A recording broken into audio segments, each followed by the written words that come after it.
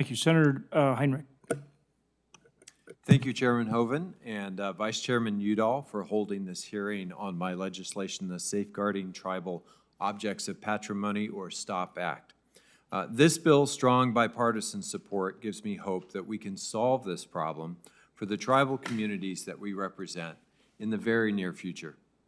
The need for this legislation is straightforward. We all recognize the incredible beauty of American Indian art. Especially when you live in a state like New Mexico, you can explore and admire the remnants of ancient cultures in places like Chaco Canyon and the Gila Cliff Dwellings. And you can discover both traditional and modern art masterpieces created by Native artists today.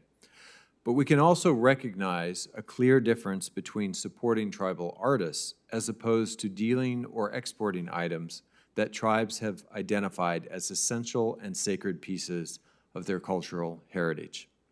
This issue came to international attention in 2016 when Kurt Riley, then the governor of the Pueblo of Acoma, learned that a sacred ceremonial shield had been stolen and was about to be sold to the highest bidder at an auction house in Paris. When Governor Riley informed me about this robbery of the Pueblo's cultural patrimony, I called on the State Department to take all possible action to halt the auction.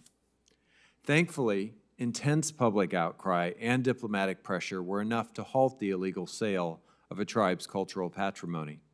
Finally, in November of 2019, more than 3 years after the shield was put on the auction block, it was voluntarily returned to the Pueblo. However, this only happened through the cooperation of the individual who put the shield up for auction in the first place. There is still no federal law prohibiting the export of items like the shield and requiring the cooperation of foreign governments in recovering them. And in many other cases, tribes in New Mexico and across the nation have been forced to effectively pay a ransom or had to stand by and watch the sale of their priceless religious and cultural items in international markets.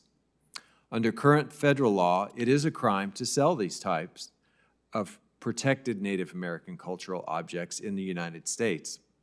Unfortunately, however, the penalties in the Archaeological Resources Protection Act and the Native American Graves Protection and Repatriation Act are not nearly as high as other similar statutes like the National Stolen Property Act. And prosecutions are far too infrequent to determine criminals from smuggling and selling these objects.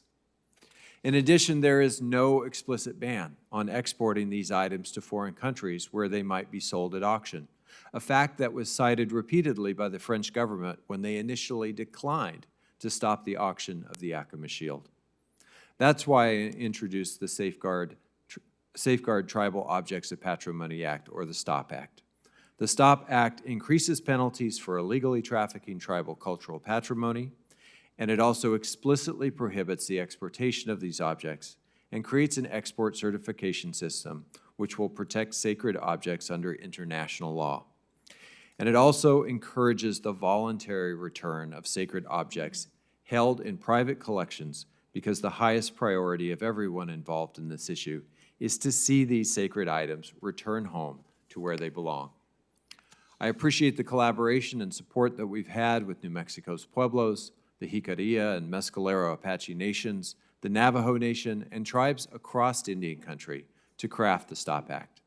I'm proud that the STOP Act has the support of the National Congress of American Indians, the All-Indian Pueblo Council, United South and Eastern Tribes Sovereignty Protection Fund, the Great Plains Tribal Chairmen's Association, the Midwest Alliance of Sovereign Tribes, and many more individual tribes across the country. The widespread support for the STOP Act across Indian country is unfortunate evidence of how widespread theft and illegal sales of tribal patrimony have been. When I first introduced the act in 2016, I met with high school students from the Santa Fe Indian Schools Leadership Institute who had come to Capitol Hill to advocate for important issues in their communities.